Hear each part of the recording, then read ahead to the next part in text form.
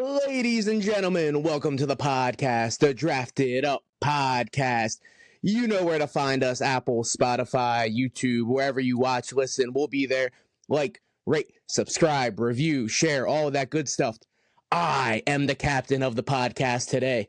He is my co-host, K-Dawg, Colby, one of my best friends in the world, and I say that about every one of my friends, but I truly mean it about this guy. What's up, my guy? How are you doing tonight? Doing fantastic. It feels good to be the only person to guest star twice. Take Two that, times. Two times. You are now top dog of the special guest appearances. So shout out to K-Dawg on that one. He was on episode 100, I believe. Our big episode 100. That was the special. Oh, yeah. Hell yeah. So love that. Love to see you here right now. Let's just jump right into the news, man. It was a pretty crazy week 8. I'm not going to lie. The games are insane. They were boring. They were blowouts. There was a couple good games here and there, but other than that, it was kind of rough. So news. Weird that the Jets were a bright spot, but dude, we will get to that and how ironic it is that they won on a touchdown pass, not by Justin Fields.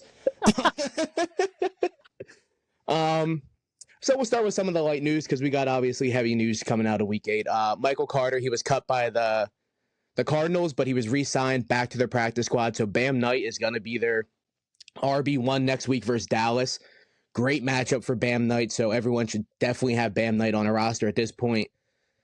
I don't really see much of a competition for him going forward until I'm blanking on the kid's name. Trey Benson comes back off an IR. He's out. He's eligible to come back off IR next week, but we'll see what happens. Pacheco, he's listed as week to week now with an MCL sprain that happened Monday night. JJ McCarthy is preparing to start this week for Minnesota, so that's huge for Minnesota. He's going to have to because Carson Wentz. Carson Wentz was like, it was through a meat grinder. Carson Wentz is out for the season now. They've ruled Carson Wentz out for the season. Okay. Yeah.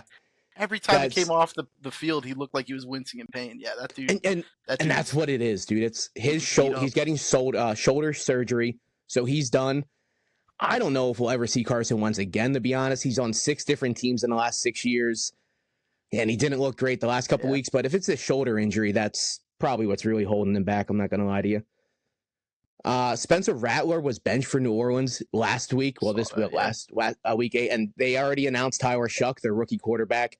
He's their starter in week 9. So anyone playing New Orleans, whoever's playing New Orleans, their defense, that's a great fantasy matchup. Rico Dowdle. That was always the case, though. Oh, yeah, dude. Anyone playing New Orleans is a great matchup, especially now, though. This week was Shuck. Ooh, yes, for sure. Juicy. Carolina's head coach, Dave Canales, came out and hinted that Rico Dowdle is going to be the starter going forward. He came out and said Chuba Hubbard, he deserved the shots that he's gotten the last 2 weeks, but he hasn't been doing well with them.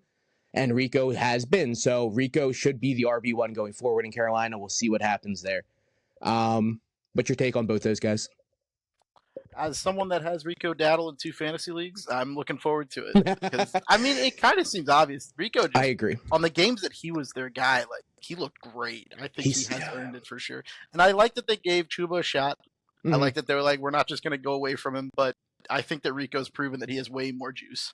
I agree. The last 3 weeks where he was putting up 200 yards back-to-back weeks, and then he slowed down a little bit, but Chuba Hubbard hasn't been that guy that he was last season at all, and Rico is showing that he can definitely carry the rock. It may work out better as like a Gibbs-Montgomery situation where you got Rico, very explosive, and then maybe Chuba can handle some of that more pile-driving work right through the line. I do like that comparison for sure. Terry McLaurin came back Monday night and had a nice touchdown catch in a nice little game, but then he left the game early, re-injured his quad. He's listed the day-to-day, according to him, that is, so it's not a reliable source. Everyone just watch Terry McLaurin, see what happens with his quad, but there's a good chance he misses another week again, which sucks because he looked good, man. And without that touchdown catch was crazy. Crazy, dude. Oh, yeah, man, that's nuts. And without Jaden Daniels out there, who's doing it with Marcus Mariota, and that's a struggle for that whole team. So anytime they can get Jaden Daniels back, it's going to be amazing for that team. Lamar Jackson, he's playing Thursday this week versus Miami, which we'll get to later, but he is going to play. He was full of practice today and Monday. So expect Lamar Jackson back out there, which is phenomenal for any Lamar Jackson fantasy owner. I have him in a couple dynasty leagues, and my teams have been struggling without him. Oh, yeah. Carson Wentz, we talked about that. He's out for the season. Shoulder. I cannot say that. That's too much. Tyler Lockett signed with the Raiders the other day, which is not what I imagined. I expected him to go to a contender just to try to Super Bowl chase, but he is back with Geno Smith. So him and Geno obviously had some type of connection in Seattle that he was willing to go to Vegas and be with Geno again. Puka Nacua expected to return to practice on Wednesday and be ready for the game Sunday. So if Puka's back, that's also huge. So Puka, Lamar, a bunch of big games coming back. This injury is a little bit rough. Quinshon Judkins left the game with a shoulder injury.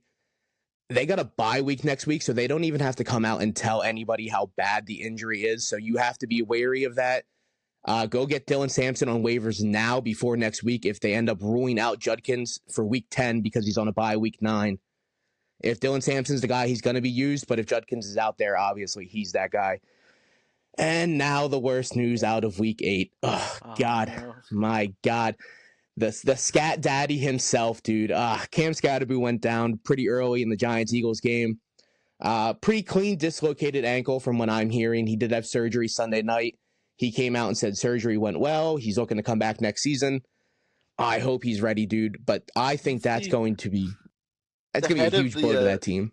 The head of Eagles, something about like their on-field security, but actually hand-delivered him cheesesteaks and pizza in the hospital. That was pretty cool to see. I love that. That is a classy move from Philly, and Philly has this rough history of if the opposite team goes down, they all they cheer and like, oh, but that's hilarious. It's funny. They gave this kid a standing ovation when he was getting carted out. And that just shows what kind of energy Cam Scatterboo brings to like just the NFL in general, not just the Giants organization. And this was heard around the world. Like when Cam Scatterboo went down, it was everywhere. It was plastered everywhere. They obviously didn't show the injury on TV because how bad it was. But I'm sure most of our audience, 90% of it, seen how bad the ankle was. I hope to God he's back out there clean and ready for next season. I literally got this Cam Scatterboo Jackson Dart sweatshirt today. I opened my door to the house to walk outside, and I'm like, God damn it, I forgot I even ordered it.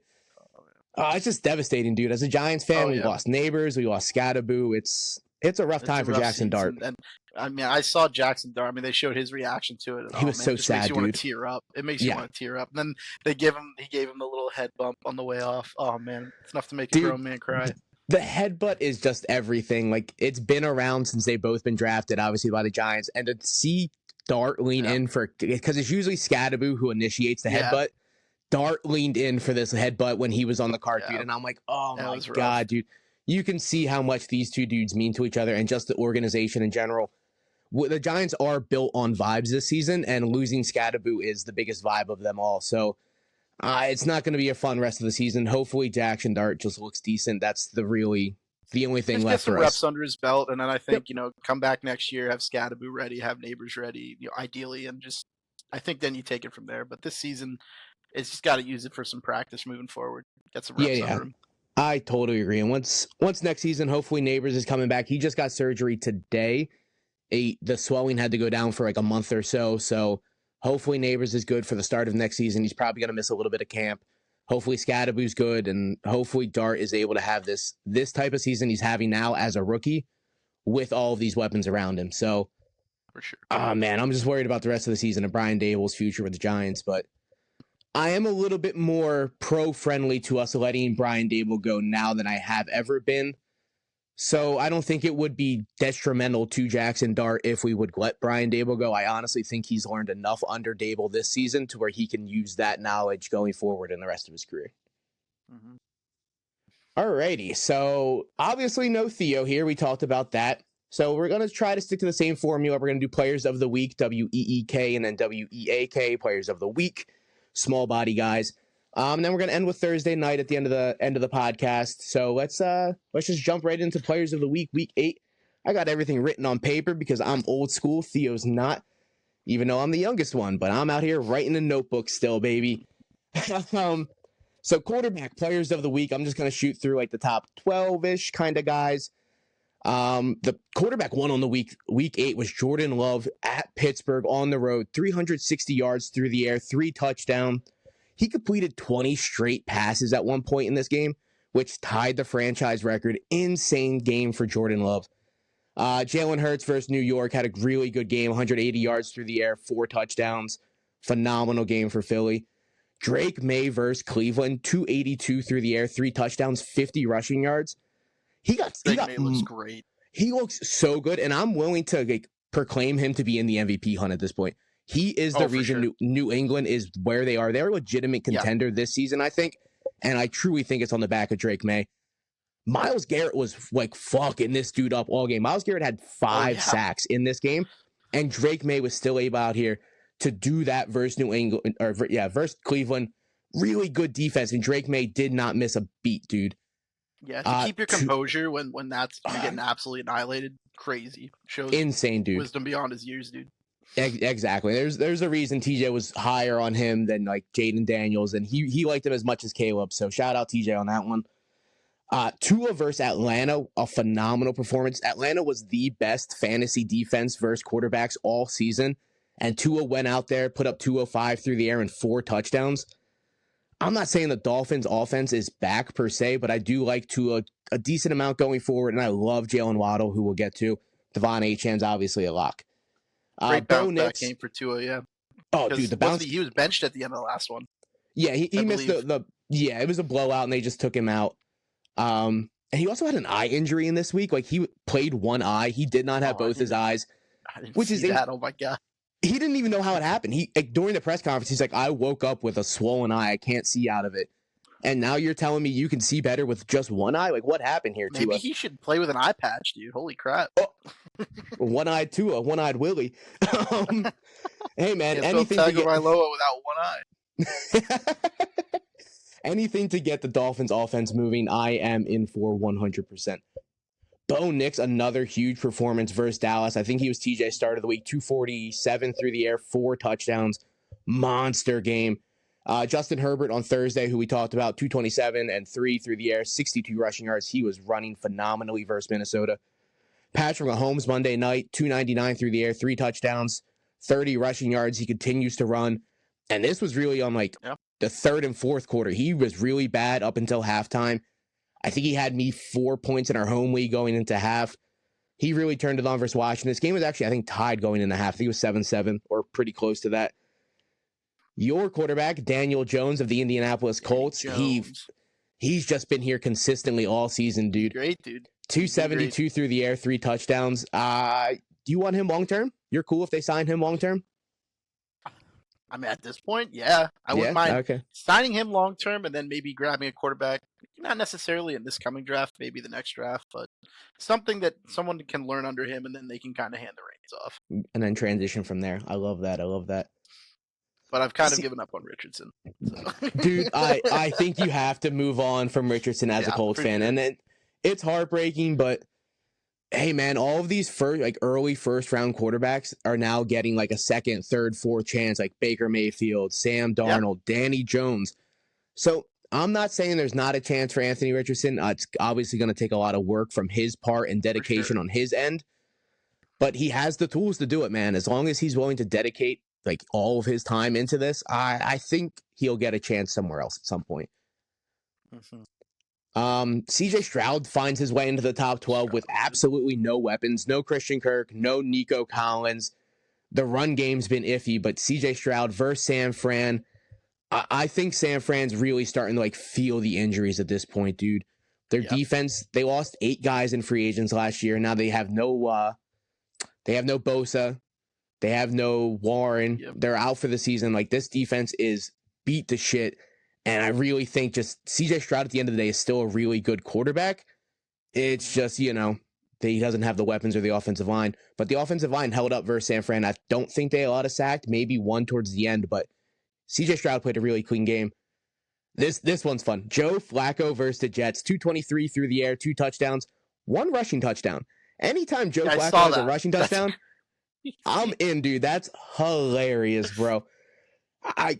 You think the Bengals are back, bro? Offense-wise, you think they're here? I think Joe Flacco has enough juice to get them to a position where they can make the playoffs at least. I kind of agree. It's a matter of if that defense holds out. The defense is obviously... It's worrying. It's still Cincinnati's the Bengals, defense. It's still the Bengals. Exactly. At the end of the day, it's still Cincinnati, but with Flacco, dude, this offense is firing at not Joe Burrow levels, but man, Jamar Chase is eating. Chase Brown is eating. T. Higgins, we'll get to him later, but he had a nice touchdown grab. Josh Allen finds his way into this game, onto the list. Obviously, he's Josh Allen, but it wasn't through the air. He only had 163 through the air, 1 touchdown, but he had 2 rushing touchdowns. That's obviously huge for a quarterback in fantasy. Anytime a quarterback can have rushing touchdowns, it's a huge benefit. And then I'm going to eat my words on this one, but Justin Fields found his way into the top 12 versus Cincinnati. 244 through the air, 1 touchdown, 31 rushing yards. But again, literally just what we said about Joe Flacco. He played Cincinnati. He played one of the worst defenses in football. But I will definitely give him credit where credit is due. He played probably his best game of the season. And I'm willing to say even if Tyrod Taylor is healthy next week, Justin Fields will probably be their quarterback. I don't know how much I like effort. Yeah. Yeah, off of this performance for sure. It just looked like an actual football team on Sunday, and that's coming from me. So for the first time this season, though. I mean, we're pretty far into it. That is true. It did take them 8 weeks to look like a real football team. So maybe I'm not that crazy thinking they're the worst team in football. You got anything to say about any of those 12 guys? You just want to move on to running backs? Just for Justin Fields, I saw he had interviewed and said something about the fact that I guess he was really not in a great place this past week, and I can imagine why. I mean, you're starting quarterback for a NFL franchise in New York. I mean, you're in the limelight. He's in the thick of it. So yeah. So I guess he had said the comment was something like he had found himself crying on the floor in his closet or something like that. And I was like, holy crap, dude, that's crazy. So the fact that he came back out, pulled himself together, and put together this performance. I mean, like we said, it's against the Bengals, but I mean, he still outscored the Bengals offense. So that's for sure. Crazy. And that is a feat on its own for sure. And I'm glad you actually brought up that interview. In that interview, you could feel the emotion on that kid's face. Like, I get that these are multi-million-dollar athletes and they're polarizing people, but at the end of the day, they're all still humans, and that's what it is at the end of the day. And we would never tag Justin Fields in a video of me bad-mouthing, and that's just not what we're in it for. We're in it just to talk football, and at the end of the day, Justin Fields is not a football player. He is a human being, and you could feel the emotion that he was giving in that press conference. I'm literally giving myself goosebumps talking about this, and I do not like Justin Fields, but like, please do not tag these guys and stuff about, oh, why didn't you get me points? Why didn't you do this? Why didn't you do that? They don't need to hear any of that. Like, at the end, they know they shit the bed. They know they had a bad game. They don't need to hear from fucking idiots like us on the internet, dude. For sure. 100%. All right, let's jump to running backs, dude. I'm getting tired of talking about this guy. I'm sure you're not. RB1 on the week was Jonathan Taylor. Surprise, surprise. 153 on the ground, 2 touchdowns, 2 receptions, another touchdown. This dude's had 3 touchdowns in 4 of the 8 games this year. That's you had brought up insane stat. Danny Jones long term, and the only thing that makes me wary of it is I feel like you can't. I mean, you got to give Danny Jones credit, but also it must be a lot easier to play quarterback when you have Jonathan Taylor in the backfield with you. I agree. It takes a lot of that pressure off. Yeah, like you can make the claim for New York, well, he had Barkley, why wasn't he this good? The Colts offensive line is also really good. It was crazy good. Oh, yeah, very good. And he has Tyler Warren, who is a better tight end than he ever had in New York. He's got Michael Pittman, who we will get to Michael Pittman very shortly after this running back segment. He has so much talent around him and a good coach and a good defense. Everything that is in place for Danny Jones is flawless. That's what worries me about the Colts signing him under. I would personally sign him to like a 2 or 3 year deal. Pretty similar to the deal Sam Darnold got from Seattle, where it's essentially a 3-year deal, but they can get out of it after 1 if they really need to. But I honestly think he's going to be your quarterback going forward, but it is on the back of Jonathan Taylor 100%. He only has 1 fewer touchdown than Saquon Barkley had all of last season. Yeah, that's a crazy stat. Oh my god, I didn't realize that. And we're 8 weeks into the season. He's got 12 rushing touchdowns. 8 weeks into the season. Barkley only had 13 rushing touchdowns last year. Barkley was in run for an MVP hunt. Like, he was brought up multiple times as an MVP candidate. The Colts are one of the best teams of football. Jonathan Taylor is doing what Jonathan Taylor is doing. Definitely up there. I think he has to start being talked about. I 100% agree. All right. So Jonathan Taylor, obviously RB1 on the week. James Cook, 8. And he ate big in Carolina. 216 on the ground, 2 touchdowns. This was the James Cook show. Josh Allen wasn't needed, and that's why he had 160-something through the air and another touchdown. This offense ran through James Cook this week. You love to see that. He was not as good as James Cook has been the last couple weeks, but this is a huge bounce-back performance from James Cook. All right, Saquon Barkley, a huge performance versus the Giants. Breaks my heart, 150 on the ground, 1 touchdown, 4 catches, another touchdown. He did leave early with a groin injury. He did claim that if the game was close, he could come back in, but the Eagles are on a bye week next week, so that is very good for Saquon. I expect him to be out there for week 10. Breece Hall, Mondo game versus Cincinnati, 133-2 on the ground. Again, versus Cincinnati, so you have to kind of be weary. RJ Harvey versus Dallas, 42 on the ground and 2 touchdowns, 1 catch for 5 yards and another touchdown. The dude had 3 touchdowns on 8 attempts, which is an insane stat. That's crazy. I don't know how much I love RJ Harvey going forward. Do you see this as more of like he just had a really good game because it was Dallas, or do you think this is okay? I'm with you on this one. Game, yeah. I 100% agree. A lot of people on like fantasy Twitter are talking like, oh, this is the RJ Harvey breakout. It's going to be his team going forward. J.K. Dobbins had 100 yards on this game as well. Like, he wasn't out of the picture. He was still involved. He heavily outworked RJ Harvey. So I kind of expect it to still be J.K. Dobbins' team going forward, but RJ Harvey at some point might get a little bit more work. Yeah, for sure. Do you think he's a good trade candidate, though? Like, if you have RJ Harvey, do you think you can try to sell him high? You could always try. I don't know. That's I think if you're willing, I think if you're willing to sell RJ Harvey, this is the game to do it off of, because he had 3 touchdowns on very, very limited work. So it might be the vibe to get him out. Chase Brown, we love it here on the podcast, versus the Jets. Mondo performance, 2 touchdowns, 70 yards on the ground, 100 yards total overall. Chase Brown's back because of Joe Flacco, so hopefully Chase Brown is continuing to be in this top 12 list, because he was the first ever fantasy darling for the whole podcast. Let's see here. Kamani Vidal, Thursday night, we talked about him, 117-1 through the ground. Big game versus Minnesota. Big game for the Chargers just in general. Devon Achane versus Atlanta. He's a lock. 67 yards on the ground, but he pulled in 5 catches, 24, and a touchdown. That dude is a PPR machine. Where he always gets his points. That's where he exactly. Gets his points. Yep. He is a legitimate receiver in that backfield, so it is insane to watch. Derrick Henry found his way on this list, which you love to see, 71-2. He hasn't been here consistently. But hey, man, without Lamar, it's kind of hard for them to be consistently good. So it's nice for him to be here with Snoop as the quarterback, but Lamar's quarterbacking going forward. So I think Derrick Henry. I expect to see much more of Henry on this list. I agree. I think from here on out, Derrick Henry's going to be very close to a top 5 RB in fantasy football. Mm-hmm. For sure. The Jets' Isaiah Davis found his way on this list, and this is showing how bad Cincinnati's defense is. He was 65 yards through the ground, 5 catches, 44 through the air. He ate his way through the PPR work. He was Devon Achane, essentially. But Cincinnati's defense is so bad that they allowed a 2 running backs, to be honest, to be on this list. And we're going to round it out with Javonte Williams versus Denver. 41 yards on the ground, nothing good, but he had 2 goal line carries, so you love to see that. Tajay Spears, Kareem Hunt, Samaje Perine, which was kind of surprising. Woody Marks, J.K. Dobbins, who we briefly talked about. These guys kind of round out like the top 15. It was a pretty big week for running backs, man. What'd you think about that? Yeah, for sure. Even down just outside of like the top 15, DeAndre Swift had a nice little week too. So I have him in a couple leagues, so definitely helped me out. He's been pretty consistent the last couple weeks going. I think he's going to be really consistent going forward as well. Just in that Ben Johnson offense, we thought they were going to see a little bit more of Monungai, the rookie from Rutgers, which we did not see. He was pretty useless. I'm not going to lie to you all game. So it's definitely Swift's backfield going forward. They don't really need a 2-headed system, Ben Johnson style, but Swift, though, I do like that a lot. Good shout out.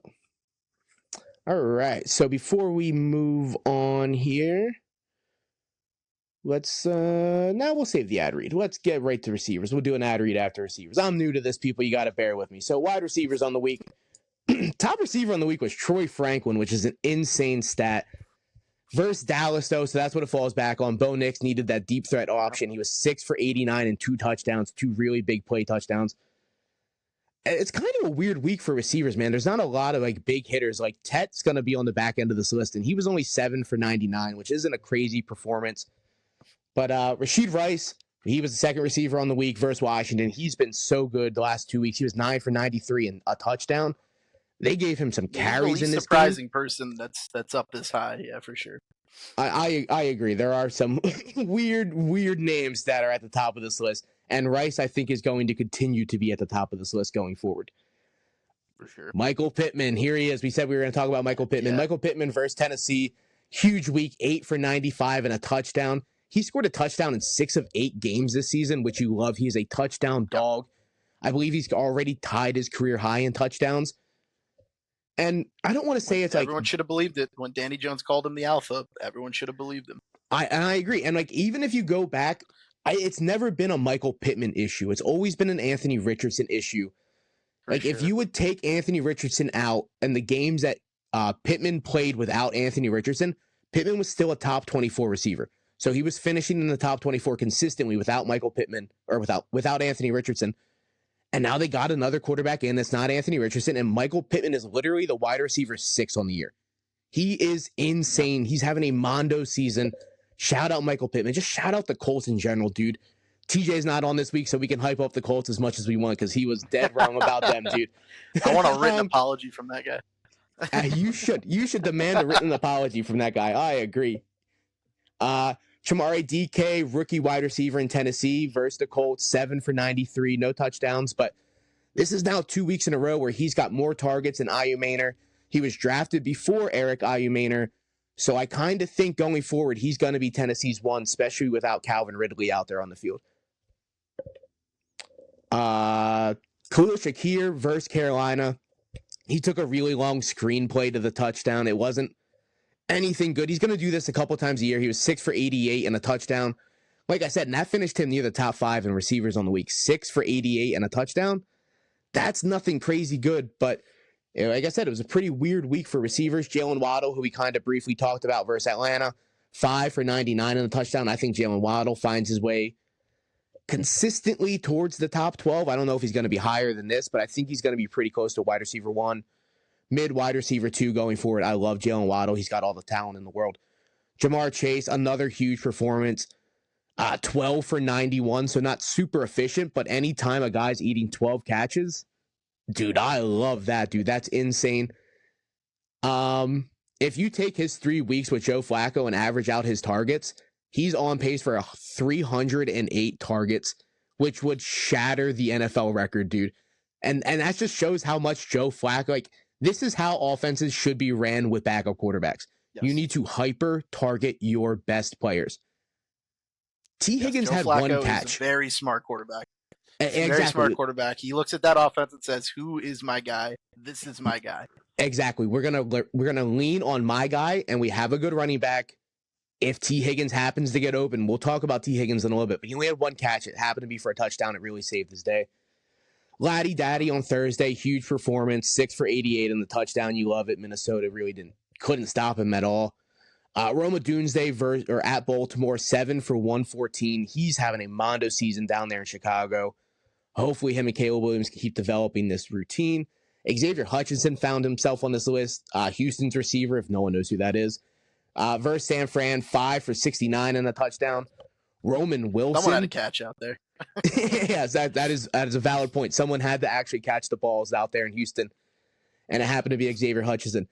Funny fact about Xavier Hutchinson and all of their other receivers, all 3 of them went to Iowa State, which is an insane thing.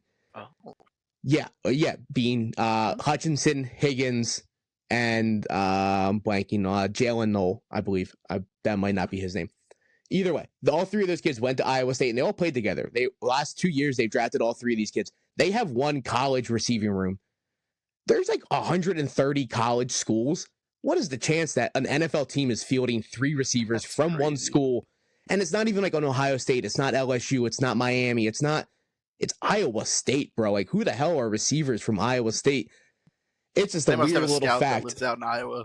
It has to be, dude. Like, Houston has to have, like, their number 1 scout is an Iowa State fan. Roman Wilson, Pittsburgh receiver. Again, if no one knows who Roman Wilson is, we loved him on the podcast coming out of Michigan. Big week versus Green Bay, 4 for 74 and a touchdown. Hopefully, for Pittsburgh's sake, this kid can keep rolling because they need more options It just can't be DK Metcalf. And Ted McMillan rounds out the top 12 versus Buffalo, 7 for 99, no touchdowns. To be a top 12 receiver with 7 catches and 99 yards, that shows there's not many great receiver performances. Kayshon Boutte continues to be a legitimate threat in New England. He's had a couple good weeks put together on the back of Drake May, obviously. I brought up DK Metcalf. He scored. Mac Hollins found himself into the top 15, which is an insane thing. It was a very weird week for receivers, but you want to shout out anyone special? Not really. Not really. It was like you said with running backs. I mean, it's a huge week for running backs. Probably why the receivers had a little bit of an off week, but I agree. I think some weird names up there for sure. It was National Tight Ends Week, so I think that also had to play into it. Yeah. So let's quick get into these top 10, 12 tight ends-ish. Tucker Kraft at Pittsburgh, Mondo Week, and this is the reason Jordan Love was the number 1 quarterback on the week. It was on the back of Tucker Kraft, and that dude is an absolute dog. He breaks every tackle. He's so big. He's so strong. 7 for 143 and 2 touchdowns. Hey, I'll take half of that any given week for a tight end, dude. Travis Kelce, huge week versus Washington, 6 for 99 and a touchdown. I did not see this coming. I thought he would be irrelevant with Rashid Rice back. We seen it last week. He only had 3 catches on 3 targets. I'll eat my words on this one. Maybe Kelce is valid going forward. How do you think about Kelce going forward? I think he'll kind of turn it up as we get to the end of the year. I mean, the Chiefs look very good. I mean, people kind of wrote them off in the beginning of the year because they weren't undefeated this year for so long. But I mean, they're still the Chiefs when it comes down to it. They still have Andy Reid. They still have Patrick Mahomes back there. I mean, they're going to be a difficult team to beat any week. So I agree. I think Kelce will turn it up. I think that's really what it falls down to. As long as Andy Reid and Patrick Mahomes are on the Kansas City Chiefs, they're going to be a contender at the end of the day. It doesn't matter. Orlando Gadsden, Thursday night, 5 for 77 and a touchdown. He is a great rookie tight end going forward. Everyone should have this guy on the team. He should not be a free agent. Make sure Gadsden's on rosters. Another rookie tight end that should be on rosters, Harold Fanning at New England, 6 for 62 and a touchdown. Njoku also had a nice little week. He was 4 for 37 and a touchdown. I don't know how much involvement both of these guys are obviously going to get going forward. I hope to God they trade Njoku at the trade deadline just so both guys can be fantasy relevant again. But they're just eating so much of their targets, and I don't know if I can trust one going forward. It's weird because you're used to this conversation with running backs, but not with tight ends. It's weird that they're both it's just like this 2-headed monster. Yeah, it is a very, very weird thing. Dallas Goedert found himself on this list. It wasn't a very efficient day, but it was 3 for 28 and 2 touchdowns. He's so touchdown heavy dependent this year, but it is working. Philly is getting him into the end zone. He's got a career high in touchdowns already. He said it, I think, 2 weeks ago. If you're willing to chase a touchdown, Dallas Goedert's probably the guy to play, but his yardage is not going to be there. And this is on a game where A.J. Brown didn't even play. I was going to say, I'm kind of surprised it was only 3 receptions with A.J. Brown being out, but I guess the Eagles are this team that they do whatever they need to do to win, and if they didn't need to get Dallas Goedert the ball, I mean, obviously you got 2 touchdowns, but so it's 2 very important receptions, or three receptions, but yeah, I definitely expect it to be more like the 6, 7, 8 range. I had to add 6, 7 in there. I can't say 6, 7. So I said I can't say. I had to add the 8 at the end. I heard it. But yeah, no, he's so touchdown dependent, man. It's rough, but Philly's an offense that scores, so I can rely on, hey, maybe he'll get into the end zone. I'll rely on him much more than this next guy. Kyle Pitts versus Miami, 9 for 53. That's not very efficient, but 9 catches and is an amazing performance. And it was with Kirk Cousins, man. Kirk Cousins notoriously never threw to this guy. So we'll see what happens. But, man, Kirk Cousins, we'll talk about that guy in just a little bit because, oof. Love Kyle Pitts. I know. Love Kyle Pitts. Come on. Kyle Pitts is a big fan around our area. Mason Taylor finally showed up, but again, versus Cincinnati. I feel I have to say that every time I bring up a Jets player. It's like the little asterisk that needs to go there. Like, well, they played Cincinnati, so calm down. It's Barry Bonds in the Hall of Fame. He's got the asteroid next to him, the steroids. Yeah. But yeah, they played Cincinnati. He was 5 for 34 and a touchdown. And his touchdown was gorgeous. It was amazing. Hopefully this kid can keep turning it up. He's a nice rookie going forward. It's so nice to have George Kittle on this list, dude. George Kittle finds his way back here. He goosed his first game back, 4 for 43 and a touchdown. Not an amazing stat line, but National Tight Ends Week, so of course he found his way into the end zone. We talked about Njoku already. He was 4 for 37 and a touchdown. Juwan Johnson, he has a nice return this week. He was 5 for 53. That guy's been kind of disappearing lately in New Orleans, but we'll see how he goes forward with Tyler Shuck. I think I would take a hit on all of their weapons. Olave, I think, takes a hit. I think Juwan Johnson takes a little bit of a hit. Shit, Alvin Kamara was kind of useless this week. We'll get to him in a little bit as well, but I kind of think New Orleans takes a step back with Tyler Shuck, at least this week going forward. For sure, and I'm also interested. I think you guys touched on it in one of the last episodes here, but about Olave possibly getting traded. So I'm interested in how that would affect his targets, Shaheed's targets, and what Kamara is going to do going forward. I couldn't agree more, and his name has been getting brought up so much more since we're getting closer and closer to the trade deadline. I kind of think Olave does get dealt, and that does open up the offense so much for Shaheed and Johnson. And then it opens up for Olave going to wherever he goes because he's going to probably get a good quarterback, a much better system. And that's kind of what I want for Olave, dude. I want that guy to be in the healthy, happy situation because New Orleans, how happy can that possibly be? So, couple other tight ends that found the end zone. Can make that work? TJ and I have talked about that off the podcast, and I would take Olave in a heartbeat because I think come next season with Olave, Neighbors, Scatterboot back, I think those guys would cook. Heck of an offense. I agree. I totally agree. A few other tight ends that found the end zone on National Tight End Week. Gunnar Helm found the end zone. Charles Kohler, I wrote that guy's name down, but he found the end zone. Hunter Henry in New England found the end zone, and then Jake Tungus found the end zone. So both of San Fran's tight ends found the end zone, which you love to see. So before we get on to our players of the week, WEAK, let's hear from our affiliates, W Energy, good, clean, jitterless energy, no artificial dyes, sweetener, none of that junk. They collab with animes and other content creators for a ton of unique flavors. Use the code DRAFTEDUP for a sweet 10% discount on any of your purchases. It doesn't matter if it's your first purchase, your 10th purchase, or your 100th purchase. Use the code DRAFTEDUP for a 10% off your purchase.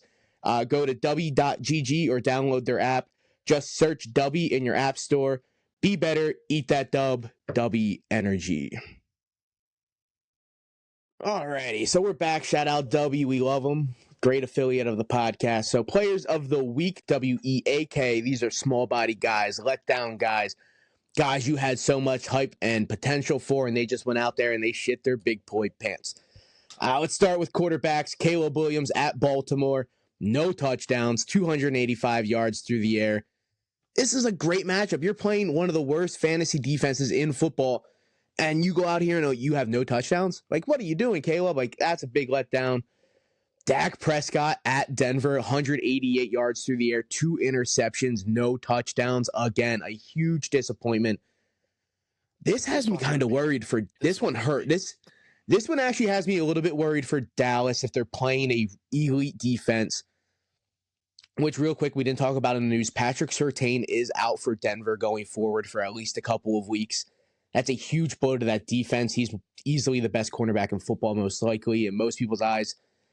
But if Dallas is playing an elite defense with an elite pass rush, this was a rough outing for most of this team. Luckily, Javonte Williams saved his day by getting into the end zone twice, but we didn't talk about any of them on the players of the week, so that's bad. And there are a couple on the players of the week bad-wise. Baker Mayfield, another guy, 15 of 24, not a great completion percentage, 152 yards through the air, 0 touchdowns. That's not what you want. But he really wasn't needed. This game was really just wasn't competitive. They kind of tried to run with Rachaad White and Sean Tucker. Sean Tucker, I believe, found the end zone. TJ and I talked about him a couple times on the podcast, but not a bunch of bad performances for quarterbacks. It's really just those 3 guys specifically. And then everyone else kind of faltered between the 13 and 20 range. They all kind of had average weeks. But I do want to real quick bring up Kirk Cousins and Andy Dalton. Both those guys shit the bed, really, really bad. And this just shows what Joe Flacco is doing, how insane that is. No old quarterback should be getting better with age. Joe Flacco is playing better football now than he was in Baltimore, and I will die on that hill. Joe Flacco in Baltimore was a true game manager. Now Joe Flacco's out there winging the ball, and he's throwing the ball down the field. He's making plays. He's making moves. Kirk Cousins and Andy Dalton are significantly younger, but they are older quarterbacks than Joe Flacco. Like, they're younger than that guy, and they look so bad out there on Sunday. So shout out Joe Flacco for being able to do this at the old age of like 40, whatever you are, dude. Because Kirk Cousins and Andy Dalton obviously do not have that in them at all. All right, so let's move on to running backs. We'll save the two big ones for last because they are obviously huge names, possibly even running back 1 and 2 on the year. But let's start with Jaylen Warren versus Green Bay. Only 62 yards on the ground, no touchdowns, coming off a huge performance versus Cincinnati. And this goes to show with every Jet on this list, just because you played Cincinnati and had a huge week, if you play a good defense, you're not playing Cincinnati. And Jaylen Warren, who looked amazing versus Cincinnati, only 62 yards on the ground this week, bad week. Rachaad White, we talked about him a little bit ago, 35 yards on the ground, no touchdowns, 2 catches. He was stuffed consistently on the goal line, 3 plays in a row. New Orleans stopped this guy on the goal line. Then they gave it to Sean Tucker, and they stopped him. This team misses the hell out of Bucky Irving, dude. Like, it's insane. Weird stat line, too, because you'd think with Baker's stat line, you'd say, oh, well, at least Rachaad probably had a decent game. Yeah. No, not at all. Exactly. Like, if you look at just the Bucks stats, because Abuga's coming up in the next segment, I don't know how the Bucks won this game. It's weird. I don't know who they were throwing to. I don't know who was running, but they had a defensive touchdown which saved them. But if that defensive touchdown didn't happen, if you're just looking at box scores, you're just like, oh, Tampa Bay got blown out, dude. Like, this game was not close. Luckily, they played New Orleans on the other side, and they were able to pull out that win. Alvin Kamara was absolutely useless in the same game versus Tampa Bay. Did absolutely nothing. Tony Pollard versus Indianapolis, 44 yards on the ground, 1 catch. Another guy that was absolutely useless. And I did bring up Tyjae Spears real quick on the running back list. He had an amazing week. Tyjae Spears did outsnap Tony Pollard. That is something to keep an eye on going forward. It might be a bit of a switch. Tyjae Spears has more juice than Tony Pollard. So if this offense is looking for a guy that's more explosive, more quick, more twitchy, and can make things happen, Tyjae Spears might, honest to God, be the running back going forward because Tony Pollard just hasn't been doing it, dude. All right, Ramondre versus Cleveland, an absolute another shit show from Ramondre. Bad performance. I don't know where Travion. If only they had a good running back to switch to back him up, it would be insane. I don't know where Travion Henderson really falls on this list. I'm not going to lie to you. He didn't have like a dud performance. He was, I think, 10 for 75, which is really good. Yeah. But in the last couple of minutes of the game, he had a fumble on the 5-yard line. I don't know if that's going to kill Mike Vrabel, and then going forward, they're just like, we can't give this guy the ball. He fumbles. But then if you look on the other side of the page, it's Ramondre Stevenson, who has 14 fumbles in this season. So I don't know, man. It still blows my mind that Travion Henderson has not been on that field for that team. I do not understand what is going on. I don't think anyone understands what's going on, other than Vrabel, maybe. Maybe he does. I have Isaiah Pacheco, who got hurt, but he found his way on this list. He had 58 yards on the ground and absolutely nothing else. No catches, no touchdowns, so not a great performance. Judkins hurt his shoulder. Bad performance in New England. No, he did not get the ball rolling at all. Like I said at the start of the show, they're not going to have to give out any information on his shoulder, so don't expect a report at all this week. It'll most likely come out next week after their bye. Bill versus Kansas City on Monday night absolutely shit the bed, but it was Mariota at quarterback. It wasn't Jaden Daniels. So I'm trying to give him the benefit of the doubt, but Bill has not been that guy Twitter thought he was going to be all offseason. He was probably one of the most hyped late-round rookies coming out, and he's just kind of shit the bed, I'm not going to lie to you. And then one more real quick, Jordan Mason, Thursday night. We talked about it briefly, but Aaron Jones is now back, and Aaron Jones' first game back, he outsnapped Jordan Mason. I think going forward, Aaron Jones is going to be that lead back. Jordan Mason's kind of going to fall back into the backup role again. I don't know how consistently you can rely on Jordan Mason in fantasy. If you really had to take Aaron Jones or Jordan Mason, what's your line on him? I know it's a rough question, Jones, but I wouldn't want either one of them. How I feel about them now is how I felt about the Dallas running backs before the season. Reasonable. 100% reasonable.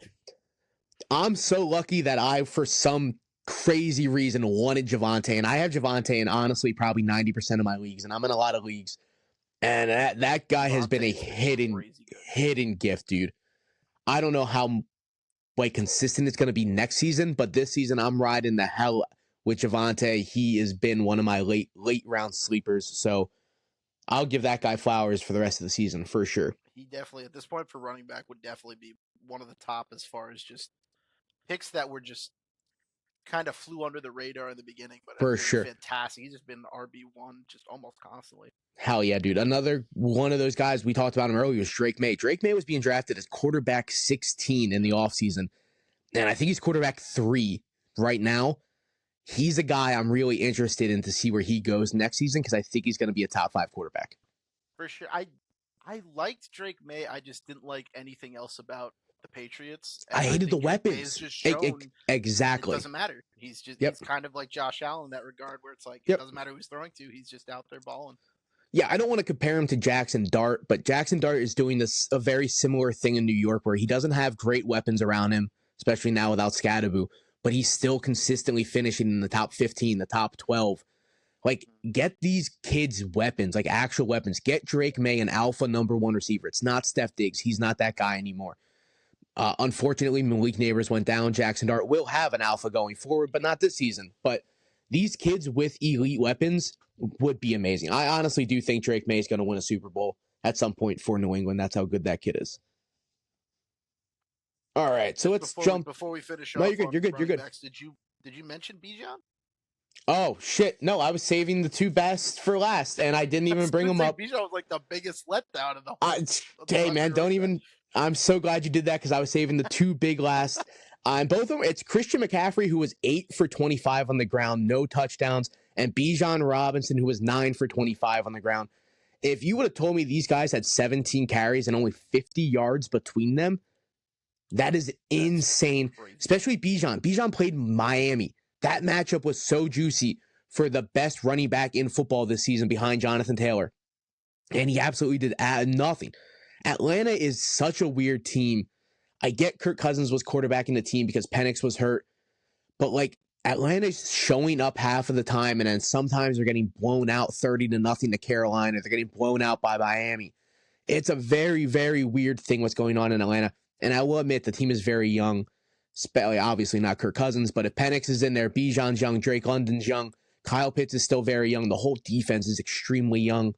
Atlanta just needs to be able to close out. And still young. It's because he came in at like 19, 20 years old. It's insane what is going on with Kyle Pitts. Will forever be young. Like, he'll never be an old man. It's going to take forever to get there. But yeah, I appreciate the hell out of you for bringing up Bijan and CMC. I was trying to save him for last, and my ADH brain was like, oh, we did all the running backs. But I honestly think it's ideal for these guys to get this bad performance out of the way now, because it usually doesn't happen more than once. Like, Christian McCaffrey will shit the bed once or twice all year. Bijan will shit the bed once or twice all year. So realistically, we might only have another bad performance out of both of these guys. And if they get them out of the way now before playoffs, I will feel much more confident in these guys going forward. So it does happen. Obviously, big blows. If I would have had McCaffrey score another couple points like he usually does, I would have easily won this week. But hey, man, it does happen. Here's the thing with Christian McCaffrey. 9.8 points. You're not too happy about it. At least that's in our home league scoring. But when it comes down to it, just the fact that he's still healthy, I think you take it as a win. 100%. We are 8 weeks through the season. They're in the books. Knock on wood. McCaffrey has not had one single injury scare. Obviously, the Niners are decrepit because he's sucking the health out of them. But he sucks the life out of everyone else on that team. But I'll take it. Exactly. I'll take it. So wide receiver players of the week. We talked about T. Higgins. We'll quick bring him up. He only had 1 catch. Luckily, it was 44 yards and a touchdown. Overall, it's not a bad game, but if you look at what Jamar Chase did, if you look at what Chase Brown did, it was a good matchup versus the Jets. Jets defense was hurt, most of their starters. They only have 1 catch in his performance. I'm definitely putting him on this list. Jordan Addison Thursday night, another guy that a touchdown saved him. He was 3 for 26 and a touchdown. Nothing crazy. Luckily, Jordan Addison is a touchdown machine, so that really saved his day. Cortland Sutton versus Dallas. This one's heartbreaking because all of the Broncos just went off, but Cortland Sutton wasn't needed. There's a reason Troy Franklin was the number one receiver on the week. Cortland Sutton was only 67 yards through the air, 4 catches. Not a terrible performance, but definitely a letdown based off of matchups and expectations you had for Cortland Sutton. Steph Diggs finds himself on this list, 3 catches, 14 yards, and a touchdown. Another guy that a touchdown saved him. But 3 for 14 in a game where Drake May was wheeling and dealing that ball, dude. That's like insane. You absolutely love to see that. You love it for Drake May, but like Drake May is one of those quarterbacks that reminds me of Baker. Like it doesn't matter who his weapons are. He's going to get the ball to anyone because they're open. It's very similar to like Tej Johnson in Tampa Bay. If he's open, Baker's going to get him in the ball. It doesn't matter if Ibuka's out there, if Chris Godwin's out there. As long as you're open, these quarterbacks are going to get you the ball. And that's very similar to what Drake May is doing in New England, and he doesn't need a ton of weapons because of how good he is. Keenan Allen, another Thursday night guy, 4 for 44, and that's it. No touchdowns. He had a good week last week. He's so inconsistent going forward. I think that's just going to be the Chargers' weapons going forward. Yeah, I mean, you saw McConkey had a great week, so when one goes up, another one's going to go down. It's just exactly. And Orlando Gatson also had a really good Thursday. There's too many mouths in this offense to feed consistently, especially when we get the running game back involved. It's going to be a weird situation. Like you have too many options to get the ball fantasy-wise. Like it's a great real-life problems for Justin Herbert and the Chargers to have, but for us fantasy owners, it makes it nearly impossible. This one hurts. Emeka Ibuka versus New Orleans, 3 for 35, nothing else. But look at what Baker did. He only had 150 yards through the air. So, of course, Ibuka's not going to eat. It is what it is. It's just a bad matchup. It's a bad week. Get it out of the way early. They got a bye week coming up. So, hopefully, Ibuka is able to take this week and rest and get back to a full 100%. Hopefully, Bucky is as well. Hopefully, the Bucs in general are just able to really use this bye week and come out healthy in week 10. Deebo Samuel versus Kansas City last night, 3 for 11. That is it. That is a terrible week. Only 4 points on the whole week. Absolute bust of a week. Coming off of injury, though, I mean, I think that's kind of to be expected for the first game back. I don't You're know if allowing it. All right. Enormous game, I mean, you also have to look at that Mariota was the quarterback. Like, if Mariota is your quarterback, you have to set the bar low for Deebo. Luckily, Terry McLaurin found his way in the end zone. And honestly, we'll talk about Zach Ertz in a couple of minutes because he found his way on this list as well. Xavier Legette versus Buffalo. Obviously, no one has high expectations for Xavier Legette, but it's coming off the heels of a hyper-targeted week with Andy Dalton. Now Andy Dalton's your quarterback all game, and you finish the game with 2 catches and 17 yards. Versus a secondary you should have been able to get open versus Buffalo. It's a bad week, but it's Xavier Legette, so if you did rely on him, that's kind of on you. I'm not going to lie. Matthew Golden has consistently found himself on this list. He had 3 catches for 4 yards. That's an insane stat line, by the way. That's like worse than a Wan'Dale Robinson kind of game. 3 for 4. That's wild. And not that Darnell Mooney. I did put Darnell Mooney on this list just for a couple circumstances. Obviously, he's coming back off an injury. No one had high expectations, but Kirk Cousins was his quarterback, and last season's with Kirk Cousins, Darnell Mooney almost had 1,000 yards. He was Kirk Cousins' number 1 option. Kirk loved this kid, and Drake London wasn't out there. So Darnell Mooney was the number 1 option versus this team, versus Miami. Miami's defense is abysmal. They should have been able to score. Like I said, no Drake London. You have a quarterback that loves to hyper-target you, and you finish the game, I think, with 1 catch for 11 yards. That's an absolute abysmal performance from Darnell Mooney. You hate to see it. Hopefully going forward with Penix, we'll see what happens, though. You want to shout out any receivers before we move to tight ends?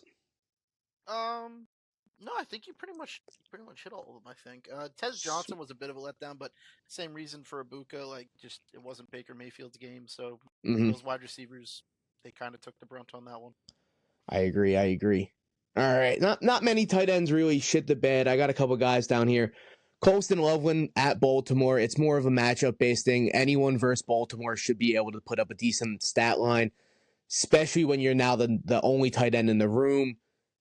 3 for 38, that's not great. But again, Caleb Williams was shit the bed, so it kind of goes with a Buka kind of thing.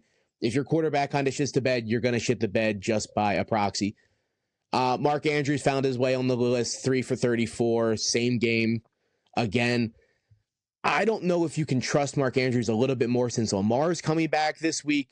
So you kind of have to look at it as like an outlier. He doesn't have Lamar the last couple weeks. Obviously, if Lamar's in the lineup, Mark Andrews has a way higher chance of getting into the end zone going forward. But again, you're just relying on touchdowns with Mark Andrews. If you had to pick Mark Andrews or Isaiah Likely, who also shit the bed this week, going forward, who you taking? Oh, God. Man, I always hear you and TJ go back and forth on these, and these are not. And they're hard. They're hard questions, dude. See? I guess Likely maybe because I kind of agree. Andrews only had one good game, and Likely was injured. So exactly. With both of them there, I kind of am leaning towards Likely. I think he has the potential to have a more explosive game. Whereas, like you said with Andrews, if he gets in the end zone, great. But he has only done it. He did it twice, and that was in one game. So yeah, exactly. You are chasing touchdowns, and the touchdowns are not there to be chased. To where Isaiah Likely, like you said, he's younger, he's more athletic, he's faster, he can stretch the field. He's kind of what this offense is missing. So we'll see what happens going forward. But I would also take Isaiah Likely over Mark Andrews. Zach Ertz, we talked about him briefly in the receivers. He was only 4 for 16, not a great stat line, but no Jaden Daniels, you don't start Zach Ertz. That's the motto. If Jaden Daniels is not out there, do not start Zach Ertz. Marcus Mariota will not target this guy. It just doesn't work. TJ Hawkinson consistently finds himself on this Players of the Week, 2 for 26. You think you could just cut TJ Hawkinson at this point? You're not going to get anything for him. So I agree. I literally try to bundle him with someone else, but I mean, I don't think anyone. TJ Hawkinson's not turning any heads. I agree. He's not turning heads, but he still has a little bit of name value left. But you're not going to get much. I literally have the words "cut, cut, cut." You need to move on written next to TJ Hawkinson. It's tough because I mean, as far as tight ends go, you drafted him probably a little bit higher, but for sure, there's better options. Options. And that was the 5 through 9 range of tight ends TJ and I talked about all offseason. Like, you do not really want to hook yourself to one of those guys in the middle rounds because you don't know what kind of production you're going to get. And TJ Hawkinson is probably the one that really, really sticking out a lot. Dalton Kincaid came back. Oh, no, you're good. What's up? I was going to say, who was drafted? Who had a higher ADP? Was it Hawkinson or was it Warren? I would say it was Hawkinson. I would say it was Hawkinson. I would say Warren was around the 8 through 10 range. I think Hawkinson was like tight end 5. Yeah. That sounds and that just goes to and that's insane. Like, it's crazy to think about, especially when you have an elite prospect coming out of college that showed you what they could do, and then they were drafted in the top 20. Tyler Warren is a legitimate boat. TJ Hawkinson, unfortunately, is not even a life raft. Dalton Kincaid came back this week. He had a bye week last week, but missed the week before that. He had a nice catch very early on in this game, and that was his only catch in the whole game. He finished 1 for 23. Right off the rip, Josh Allen targeted him right down the middle of the field. I'm like, oh yeah, Kincaid, we're back. He's the number 1 receiver going forward. No, it's the Bills offense, so fuck me, I guess. And let's finish off. That Knox also didn't have anything too, so it's not like there was a different tight end on Buffalo that was doing anything. Yeah, no, it was not. And that's Buffalo's offense. You honestly have no idea what you're getting week in and week out. If it's going to rely on Josh Allen, if it's going to rely on James Cook, what receiver is going to get a touchdown? Maybe a tight end gets a touchdown. Josh Allen and James Cook are really the only guys you can consistently start in that offense. And the biggest fuck me tight end wise was Jake Ferguson, who I have on almost all of my teams. Absolutely goose egg. Out so far, I thought I asked him. I didn't even scroll down because I'm literally scrolling and I got to a guy that's on IR and I'm like, oh, I'm not even gonna find Jake Ferguson at this point because he literally had 0 points. So it's insane. Like, that's such a dud game, and that just shows you since CeeDee Lamb's back and George Pickens is healthy, this is a realm of possibility for Jake Ferguson. He's obviously still a touchdown threat this season. He hasn't been a touchdown threat his whole career, but this season he is a touchdown threat. But the targets aren't going to consistently be there like they were weeks 3 through 6. He was the most targeted tight end in football. Going forward now with CeeDee Lamb, a healthy George Pickens, I get Denver's defense was crazy, so they had him as a 6 offensive lineman. Most of the game, he was blocking his ass off. Ferguson's a really good receiver, man. You got to have him out there in the field, dude. All right. Yeah, not many tight ends that really need to be talked about because obviously National Tight End Day, so they all showed up, dude. Anything you want to talk about before we get to Thursday night? No, I think we pretty much touched on pretty much everything. I wanted a little bit more out of Tyler Warren for National Tight Ends Week, but for sure, can't complain. I mean, anytime the tight end's getting you almost 10 points, I mean, he's been so consistent that I can't be mad at him. I mean, he's a boat. Come on. It is understandable to want more out of Tyler Warren, especially on his first National Tight End Day. Like, that could have been huge for a kid like, or a guy like that. So I kind of agree. Before we get to Thursday night, our Thursday night breakdown is brought to you by Finley Hats. Hats built for a good time and a long time. If your hat is damaged or destroyed, they will replace it free of charge, free shipping in the United States. So sorry, Merc, if you're in Canada, you got to pay for it. They do unique designs with weekly drops every Friday. Click the link in the description for a beautiful 15% off your first purchase at Finley. Join the force at Finley Hats. Shout out Finley. I'm not a hat guy. Theo's the hat guy. But I can guarantee that they make high-quality hats built for a good time and a long time. Shout out Finley Hats. All right. I'm also not a hat guy. Yeah, I'm not a big hat guy. Some of TJ's hats look pretty cool, though. I'll give them that. They do. I will shout out all of their designs. I love their horror stuff. TJ sent me a lot of them. They did a Yu-Gi-Oh collab, which I was really high on. Ooh, I almost bought a Yu-Gi-Oh hat. I'm not gonna lie to you. I am a nerd. So Thursday night breakdown. It's Baltimore traveling to Miami. Baltimore on the road is an 8.5 point favorite on the road. That is telling me Lamar Jackson is playing, and I can damn well guarantee Lamar Jackson is playing. To be an 8.5 point favorite on the road is insane, especially with an over-under of 50.5. The lines think these two really bad teams, Baltimore's 2-5, Miami's 2-6. That is not a good combined record at all. But to have an over-under of 50.5 is insane. Obviously, Lamar Jackson's back. You're starting him. Do not second-guess that. Derrick Henry, do not second-guess Derrick Henry. Zay Flowers, do not second-guess Zay Flowers with Lamar Jackson in the lineup. After those three guys, though, I'm kind of good on Baltimore because we just talked about their tight ends. I really don't want to start Mark Andrews or Isaiah Likely on a Thursday. How do you feel about that? If you have to, I mean, if you have to, touchdown, but there's like we said when we were talking about him, there's other options out there. I couldn't agree more. I do like Isaiah Likely going forward. If I had to pick one of them, though, this week I would take Mark Andrews just on the hope it's Lamar's first game back. So he's going to really look for Mark Andrews in the red zone. So this week, I think I would take Mark Andrews over Isaiah Likely, but long-term, give me Likely for sure.